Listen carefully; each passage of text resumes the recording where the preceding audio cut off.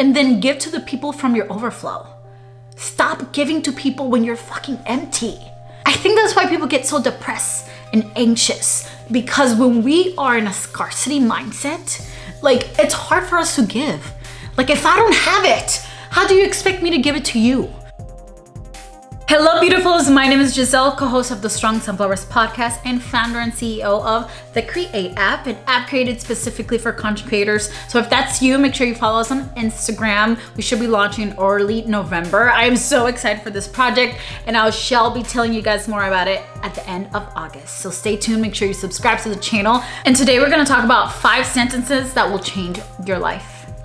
Let's get right into it. And by the way, I found all of these on Instagram and TikTok, and I've just been getting inspiration from like everywhere. So sentence number 1, it's about those who stand in the rain with you, even when they had the choice to stay dry. Whew. Let's talk about it. Let's dig deep.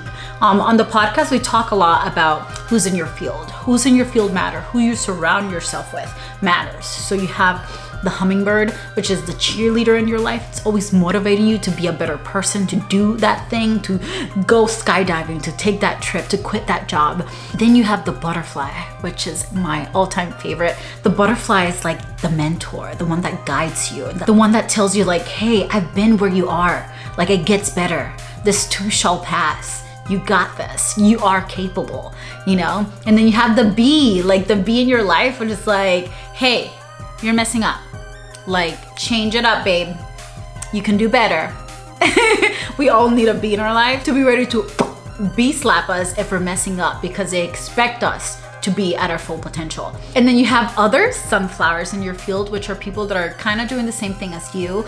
And for example, if I'm pre-med, I'm hanging out with other pre-meds. If I'm a YouTuber or a content creator, I'm hanging out with other content creators. And even though our content is different, we're kind of in the same field, and we can like support each other in the journey. And then there's other flowers in the field which have nothing to do with what you got going on, but they still support you and love you. Kind of like you creating content, and your grandma that knows nothing about the internet still make sure that she likes and subscribes to your YouTube channel.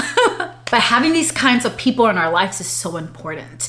And when I read this first sentence and it said, it's about those people that are in the rain with you, even when they had the choice to stay dry. Like, I remember in 2020 when I had this huge fight with my mom. I had just separated from my husband. I was going through a divorce. Like, everything was falling apart in my life. I barely had any money to survive. Like, I couldn't afford rent. I literally couldn't afford anything. So I had to move back in with my mom, and then we had this huge fight, and I left. And I left without knowing like where I was gonna go, where I was gonna live. We're in the middle of a pandemic, and I remember my friend Xana, shout out to Xana, I love you. You are my sister. And woo, I don't want to get emotional because I did my makeup. But I remember I told her about what was going on, and she was like, you know, you can always stay with me. Like, my home is your home. And if you know Xana, she has a husband. She had an au pair at that time. She also has 4 kids. She has a dog. And she was like, hey, the twins sleep in my bed anyways. You know, you can have their room. And if you're okay with like my crazy house and my crazy kids, like, you're always welcome here. And even though it was a crazy house with some crazy kids, I've never felt more at home. I never felt more wanted. I never felt more loved, you know, because at the end of the day, it was another person in her home. You know what I mean? And she could have been like, oh, I need this. She was like, what can you afford? Whatever you can afford, just give me that. And we'll use that money to buy the groceries for the kids. And even with that, she never said, oh, you can't eat this, you can't have that. You know what I mean? Like, whew, that will forever stay in my heart. And those are the kind of people that I want in my life. Those are the kind of people that I want in my field, you know? The ones that will stand in the rain with me. Even though they could have been dried at home, tucked in their beds, but they're here with me. That is such a powerful sentence in itself, and I hope you guys have people like that in your lives. Sentence number 2, you tried, it didn't work out, but at least now it's not in the what if. Woo! That, I feel like all of these are powerful, but that one hit me too. Yesterday I was kind of in my feelings and I was thinking of like my marriage, and I was looking at old pictures and I was like, oh my gosh, like young Giselle, you know, naive. And of course, there were times that I wish like my fairy tale worked out, you know, like no one gets married to get divorced. But I feel like because I grew up in the Mormon church and I grew up very religious, I feel like they taught us to date to marry. And I feel like that's the wrong approach because I married my first boyfriend. I feel like now, shout out to Monica. Monica's like, Giselle, you need to get out there. You need to put yourself out there. You need to date. Because I haven't dated anybody really, except for that situationship, for the last 4 years since I separated, since I got a divorce. So I'm like, oh my gosh, why can't I just get out there? Because I spent my early 20s not doing these things. I married the first guy that called me pretty, right? So it's like, now I'm like, I want to go out there. I want to date and not date to marry. Like, yes, if it ends in marriage, perfect. But I want to date to date. I want to date to know what I like, what I don't like, the kind of guys that I like, the vibes that I like. Like, is it fun? Like, how do I want to date when I'm in my marriage? You know, like, how am I in a relationship? How am I with a significant other in a romantic relationship versus a platonic relationship, and also building that friendship before even jumping into anything? I want to be friends with the person that can potentially be my husband, you know? And I feel like I didn't do that at all in my 20s. I literally married my first boyfriend and that didn't work out. And even though I don't regret and I'm not in the what if this would have happened, what led me to finally divorce was like 5 years into our marriage. I was like, I don't want to be 20 years into a marriage that wasn't for me, and I didn't have the fucking balls to say no more, you know, because I didn't want to waste those 5 years that I already put in this relationship. And I feel like none of it is a waste, you know, like as soon as you know, as soon as you don't want to be somewhere, and you know for sure, leave, get out. You know, you don't want to be 20, 40 years in a marriage and then like your whole fucking life is gone and wasted per se. So yeah, I feel like right now, specifically with relationships and dating, I don't want to live in the what if anymore. Like, I would be scared to like kiss people. Like, I feel like maybe now it's more than 10, but I'm 28, girl. I'm freaking 28 and I've only kissed like maybe like a handful of people. Because again, we grew up super religious. I'm like, my kisses are made of gold. Like, my kisses are exclusive. Like, I date to marry. I'm like, Giselle, like, you don't have to like give the cookie out, but like, girl, it's a kiss. Like, stop being so paranoid. Just put yourself out there and have a good time and enjoy yourself. So that's something that I've been doing more. So it's been fun. It's been fun out here. So if you have a friend that's single, send them my way. Let them slide into my DMs, okay? Like, I would love to find my husband, but I'm just putting myself out there. So make sure they're nice, because baby, I can't do no fuck boys, please.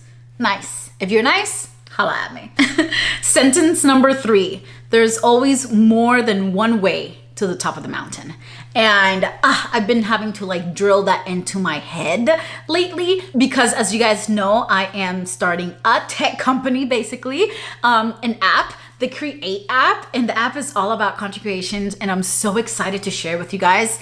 Oh, the anxiety. I'm like, the anxiety, the excitement, everything all in one. But by the end of the month, you guys should know what the app is all about and what is it for. So I'm so excited to share this with you guys in this journey. But as I go into like tech and learn about all these tech companies and having like all this money and venture capitalists and angel investors and all these things, and I'm like, how like I am all the minorities, you know. I am Black, I'm Hispanic, I'm a woman. Like, I know nothing about tech, but I am here. I know nothing about business, but I'm learning. I am here. I'm taking up space. And this sentence about there's more than one way to get to the top of the mountain. I may not have the money to like blast off ads and pay like content creators and social media and all these things to promote my app, but guess what? I have grit, I have might, I have hustle, I have me. I make my own content. I'm a YouTuber, I'm a podcaster, I'm a content creator myself. Like, I'm gonna put my stuff out there for me. And it might not blow up as fast as it would if I had all this money, but at least I did it. There's multiple ways to get to the top of the mountain, and some ways take longer than others. You know, I could fucking get a helicopter to the top, right? That would have been freaking easy as hell. But because I wasn't born into money and I don't have money like that, and I don't really want venture capitalists in my business to take half of the equity of the business and then be driven by money. I want to be driven by helping people, by creating a company that aligns with my values. Like, I don't want to deter from my values, and I think that's very important to me. So here goes absolutely nothing. We're gonna get to the top of the mountain, and I know that with your help we're gonna get there. So make sure when the app drops in November, baby, go download it, go use it. You're gonna love it. Like, it was definitely created with you in mind. Sentence number 4: you think the grass is greener on the other side, but in reality the grass is greener where you water it. Woo! Baby, when I read this sentence, the first thing that came up, because again, this is my real life. This is Juice for Growth, okay? We're growing. And the part that I'm growing right now is with my situationship. Even though, like, I finished that off and, you know, we're still friends, but I think we saw each other. And it's just not the same. I feel like for the longest time, it was hard for me to detach from him because I learned so much with him and we learned so much together. And there was like this chemistry, this bond, this, I don't even know how to describe it. But even though our bond is so strong and so powerful, like, I feel like a reflection that I did with myself is like, Giselle, do you think that you are staying attached to this one person because you're scared to go out into the world and meet new people and have a new person? You know, I feel like I got married at 19. I waited till marriage. Like, you know, like, he was the first person that I ever have been with since my husband. And like, being with someone new, I think when I reflect, I feel like I'm scared. Like, I'm scared to be out on these streets, and not on the streets like that, but just like dating wise. And I feel like because I've been scared, that has like made this thing linger. And even though we have like great chemistry and great connection, he has not watered us in forever. You know, connection is not enough. Love is not enough. Even though we still love each other, none of that is enough. You know, I have felt like I have not been chosen for so long. And in the process of choosing myself, like, literally yesterday, I was like, I don't feel the same way. I don't love this man the way that I thought I loved this man. In the sense of like, I'm not in love with you. I don't want you as my husband. I don't want you as my partner. You know, like, I'm done. And even though I still have so much love for him, like, it was like, wow, it was like this thing, veil lifted. And I'm like, yeah, Giselle, you just been scared. You know? And when I read this sentence, I was like, yeah, love can make it last so far. But if you are not being watered by your significant other, by the person that you claim to love and that claims to love you, in the way of like, I'm thinking like, even like taking me out on a date or telling me I'm beautiful or doing things together, like nothing, like no water, baby. It has been the Sahara Desert over here. And I'm like, yeah, love will fade. Love will not be enough. And again, this is all like a learning and a growing situation, right? Of like moving forward in my next relationship, making sure that we are watering each other, vice versa. Like, I want to water the person that I love, my partner, the person that I'm dating, you know, whatever it is, my fiance, my husband, whatever else we're doing. One of the things that I love from Alex Hermosi and Layla Hermosi, I love them in business, but I also love them as a couple because they just let each other be who they are. And I think that's what I love the most when it came to my 4-year relationship after my marriage, is because we met each other in a point that we were both really vulnerable and just getting out of like really serious relationships. And we allowed each other to have that space to be vulnerable and to be ourselves and just put all of our shit out in the open, and we loved each other through it all. So that was beautiful. And I think moving forward in my next relationship, that's something that I definitely would want to have. I want my partner to feel safe with me. I want them to feel like they can be who they really are without judgment, and just like love. And yeah, making sure that we're watering each other so we can be the best version of each other's with each other. And I think Layla talked about this in one of her videos where she talked about, like, if you're gonna have a life partner, like, make sure that that person makes your life better in all aspects of the word. You know, like, makes your relationships better, makes your business better, make your health better, like everything. I want my partner to make my life so good. Like, I don't want to lose you because you literally make my life fucking amazing. And that's what I want, you know? No pressure, no pressure. And sentence number 5, if it costs you your peace, it is too expensive. And I've learned this throughout the years with even like the relationship with my mom and like that dynamic, you know, of still having love, but having to separate myself from that. And it ties all in back to like Xana, me having to move out of my mom's house because of the problems that we were having. And I'm like, I cannot be in a place where I'm not wanted, where there's no peace. Like, this is too expensive. To have a home and a shelter, fuck that. I'd rather sleep on the street and in my car because my peace is more valuable than that. Like, I gotta go. And I feel like when it comes to protecting your peace, it's like with your friends, with your family, with your jobs. Like, don't be afraid to cut whoever you need to cut out of your life to remain that peace. Like, I don't care if people call you selfish because people say, oh, you're so selfish. You gotta put yourself first. You gotta fill your cup first. Fill your cup and then give to the people from your overflow. Stop giving to people when you're fucking empty. I think that's why people get so depressed and anxious, because when we are in a scarcity mindset, like, it's hard for us to give. Like, if I don't have it, how do you expect me to give it to you? And when we are pouring into ourselves, when we are taking care of ourselves physically, mentally, spiritually, we are literally radiating with shine and light. People ask me all the time, why are you so happy? I am so happy because I pour into myself each and every day. I put me first. And after my cup is full, I show up into the world and I don't feel resentment when I have to do a little extra here because someone didn't show up to work on time or whatever it is. Like, I take everything with a grain of salt. I don't care because I'm so happy with whatever I got going on in my life and my little fairy tale over here. Like, I work at a breakfast place and they always come in and they're like, oh, Giselle, why are you so happy? Why are you so smiling? Because I freaking love my life. I love my life. And right now, so you guys better get ready. Right now, I'm learning about quantum leaping. So, oh my gosh. So Joey Dispenza, I literally got all his books.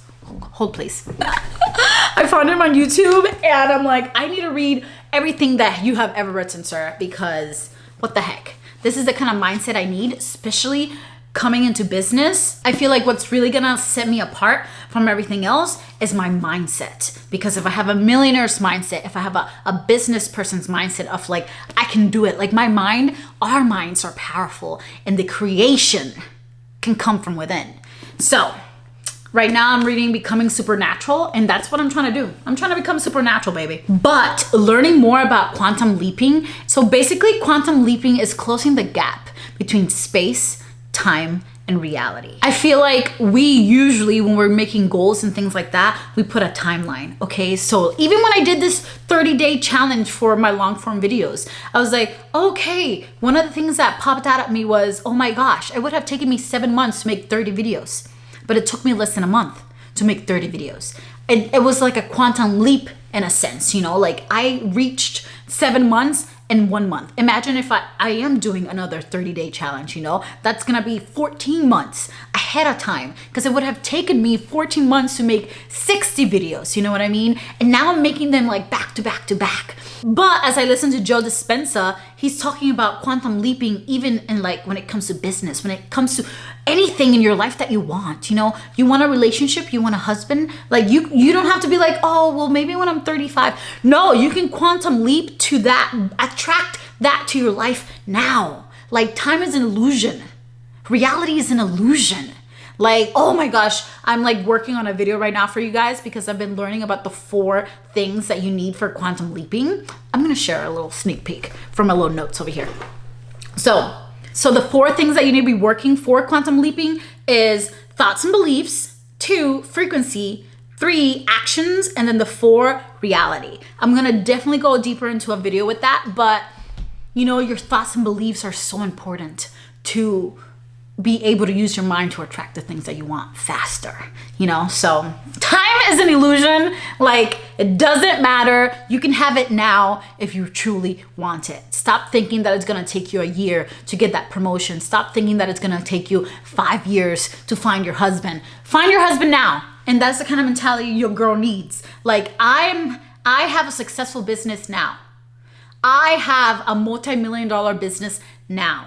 You know, how much closer can I pull that reality into my life right now? But yes, I love you guys. I hope you guys love this video. It's been so much fun learning about changing my mindset, because as I dive into this new business and the app and all these things, I feel like I need to really have a strong mind if I really want to make it. I love you guys, and I'll catch you in the next video. Ciao.